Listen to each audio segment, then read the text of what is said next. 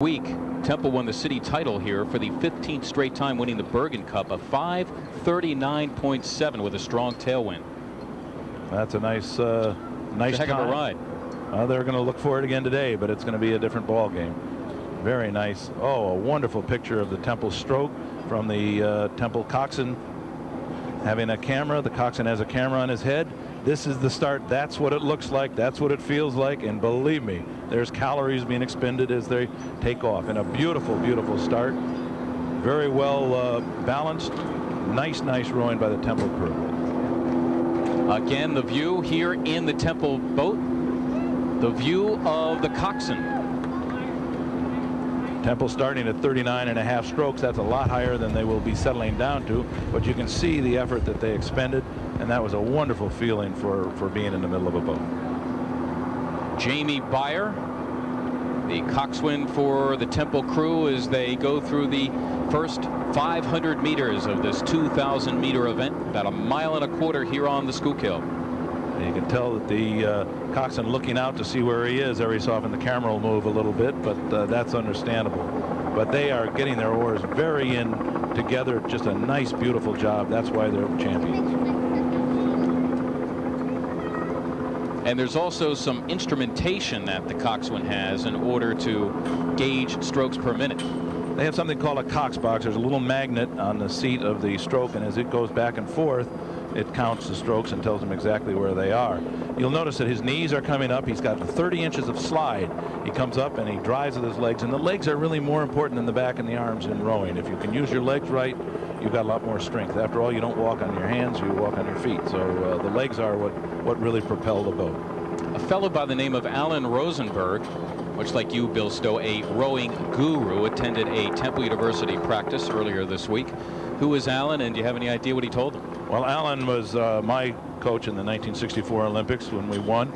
And we've got a coxswain looking out at another boat here. That's a coxswain camera looking out at another boat. But this is just wonderful coverage from the Temple taking an early comfortable lead. But Rosenberg came out last week. Temple was in a little bit of a slump, having won earlier in the year.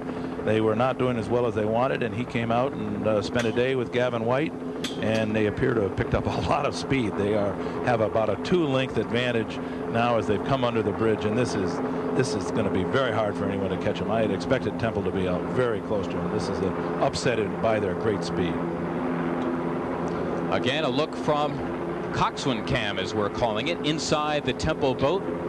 The Owls, the defending champions now, 6 straight years looking for a 7th. Under their head coach, Gavin White, who is in his 18th year on North Broad Street. 2 freshmen in the boat. Maybe one of the reasons why they had been experiencing some unexpected losses. Perhaps chalk it up to inexperience. Well, this Temple crew is just a marvelous group of young people. He doesn't have a lot of depth this year, but he does have some youngsters that have rowed in high school, and he's brought them to Temple. They do have a small scholarship program for their students, and he is able to attract some very fine oarsmen, and it shows year after year. Gavin is a wonderful guy. His father, I talked to his father earlier today. His father was the former athletic director at Temple, and he said the greatest thrill he's ever had is watching his son win.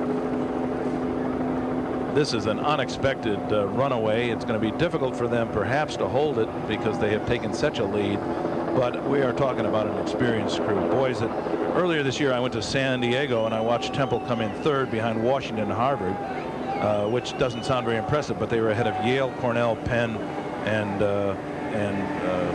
Princeton, or University of California. They were just outstanding. It was great rowing. Temple in lane 4. Drexel in lane 3.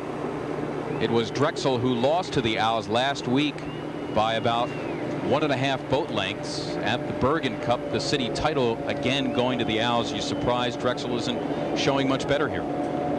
I think Drexel is happy to even be in the same water with them, but they're having a difficult race at this time. They're going to be fighting very hard to take a second. They do appear to be holding second place, and Temple has lowered their cadence down to 34.5. They are smart. They're smart rowers. They're relaxing, they're breathing, and they're going to savor this victory as they come in. Going by Peters Island as they approach the 1,500 meter mark of this 2,000 meter event, the men's Varsity 8. And Temple, it would appear, well on its way to a Vail record 7th straight win in this event. Temple has dropped their stroke to 32 strokes per minute, which is very, very low for at this time. But it would appear that University of Michigan over in lane 5 has gone ahead of Drexel. It will be a very tight finish. There's no more than a deck between second and third. Michigan on the far side, with Temple definitely in command of the boat race, but an interesting second place duel between Temple and Drexel, between Drexel and University of Michigan. Indeed, Drexel in lane 3 and Michigan in 5. But cruising, and just a matter of a few meters from the finish, Temple University. Again, one final look from Coxswain Cam and Jamie Byer. They've won. They're over the line. You can tell they're on the paddle. They're happy. Now, my fear is if they dump Jamie in, is Coxswain Cam waterproof? And I hope they get it off him. That was a splendid race for Temple. I think they surprised themselves getting out that quickly and putting some of the other crews, which have less experience, sort of at a